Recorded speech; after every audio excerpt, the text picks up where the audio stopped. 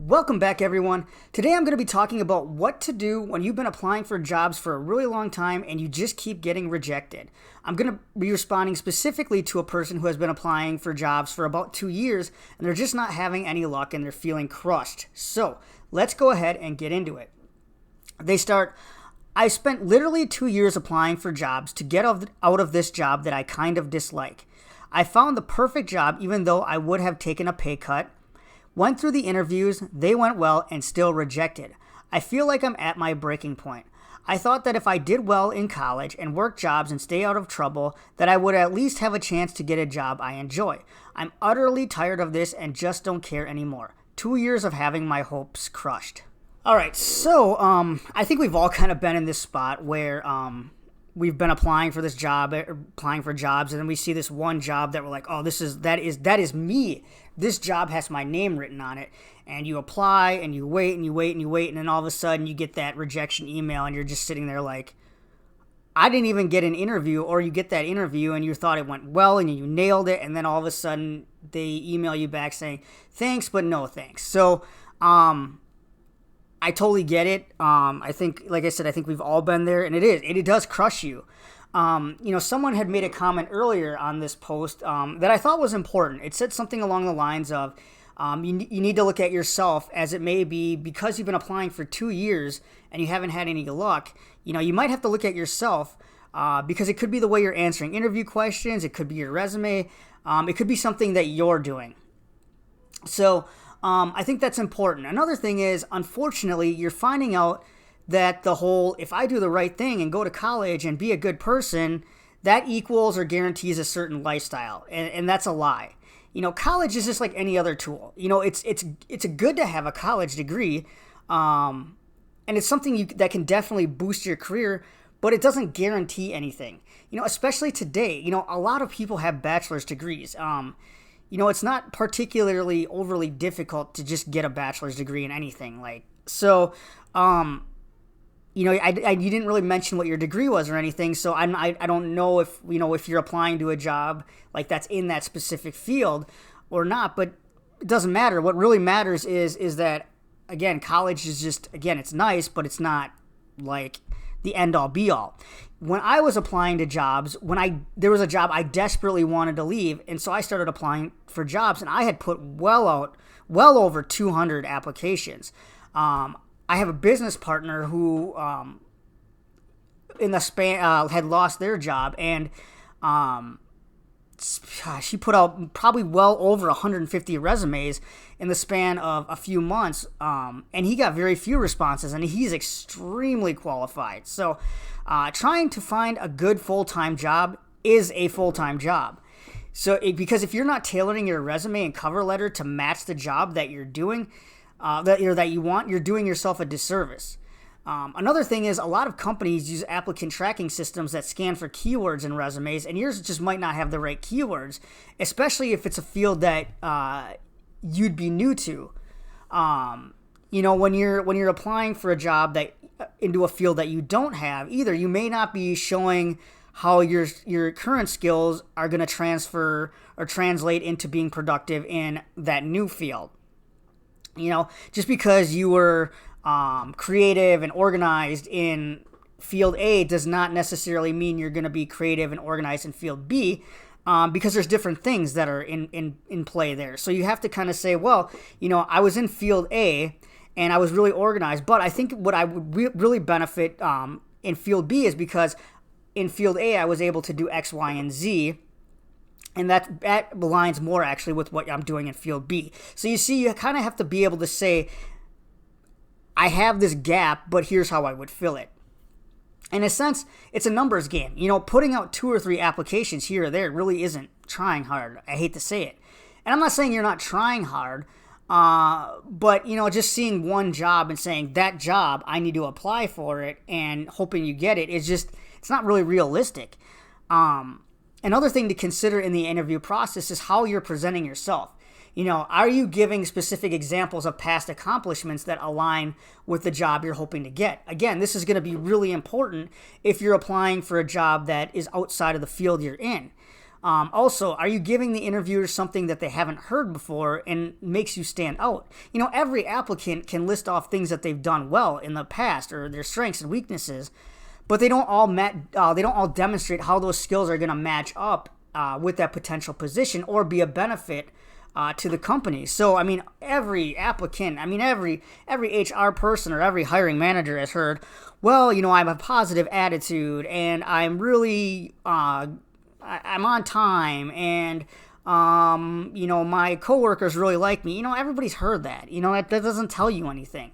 They've also heard the whole, when they say, weaknesses, they've all heard I sometimes put too much pressure on myself, and I know that can be they've all heard that. You're not telling them anything they don't know, and you're not separating yourself. So think about how you're answering those questions.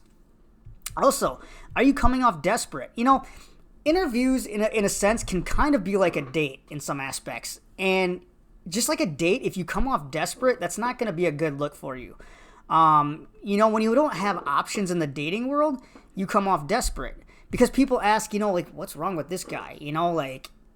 This guy's a little clingy, or this girl's a little clingy. What's going on? A person that's high in demand wants the job because it's a good fit for them, not just because it's something they really want to do.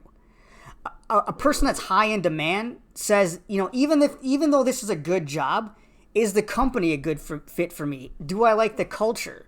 They're interviewing the company as much as they're being interviewed for the position. So the job might be a good fit for you, but that doesn't mean you're a good fit for the company. And that's where you have to learn ahead of time about culture and what the company is all about.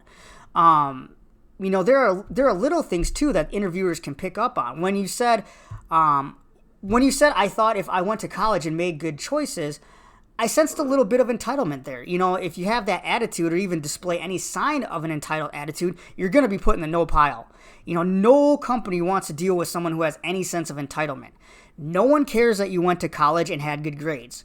They might say you have to have a bachelor's degree at the minimum, but that's just checking a box. Nobody cares about, oh my gosh, he got an A in intro to psychology his freshman year. Nobody cares about that. It means next to nothing in the real world. All college is a way to say that you have the basics down in a particular field. That's really it. So unless you're applying to an academic position, your GPA isn't going to matter. And also nobody cares about your personal life. As long as you don't have violent felonies or major sex crimes against you, all a company needs to know is if you can help make them money. So nobody cares that you quote unquote made good choices in life. That's irrelevant. They need to know if they need 10,000 units sold, can you sell 10,000 or more? That's it.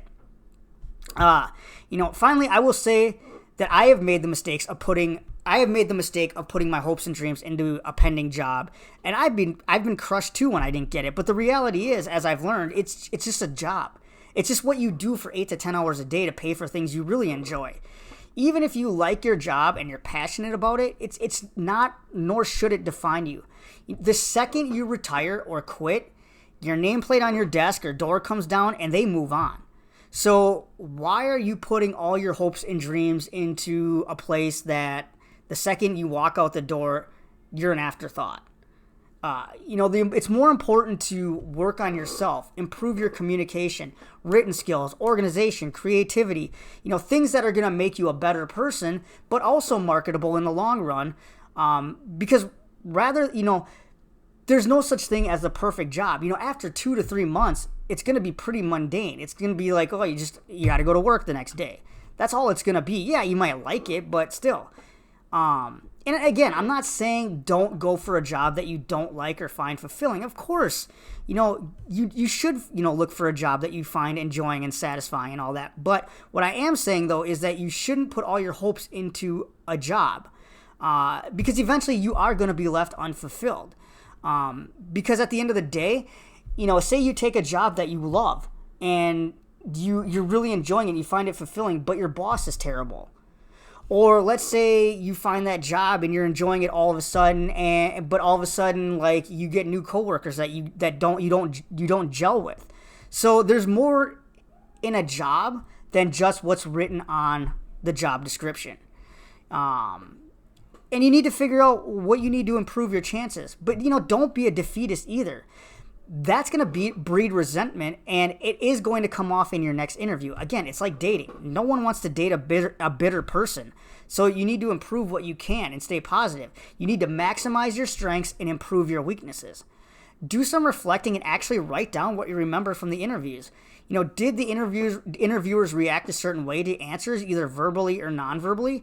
Are there patterns? That's going to help you start to recognize where you may need to tweak things. If you answer a question a certain way every time it's asked, and you notice that, and you think back and you say, well, yeah, they kind of were just like, okay, all right, and they just kind of jot down and they move to the next question, that might tell you that you might need to tweak that answer. But if you answer it a certain way and they're like, yeah, that's really true, and they want you to elaborate more, that tells you that you answered that question good, and you might need, you're on the right track there.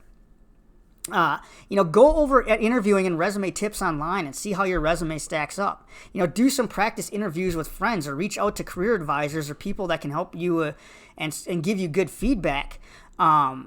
If you have a friend, maybe you did your interview, I don't know, but if you did your interview on Zoom or Skype, practice doing interviews like that, because interviewing on computer, is very different. A phone interview is very different. So how you convey yourself in different mediums is going to come out, So, look at a lot of, there's churches, there's community centers that have unemployment support groups, or support groups for people that have a job but maybe are looking to land a new job. They'll do things like, resume critiques and interviewing practice and things like that. So look into things like that. So anyways, I hope this helps, a little bit at least. If you'd like to chat more, please feel free to reach out to me. Again, stay positive. That's going to be the most important part. Remember, there are millions of people looking for jobs right now, so the competition is even more intense than usual. So, don't let a few rejections get you down. And with that, I'm going to wrap up this video, but again, good luck. And again, feel free to reach out to me. Otherwise, I will speak to you all soon.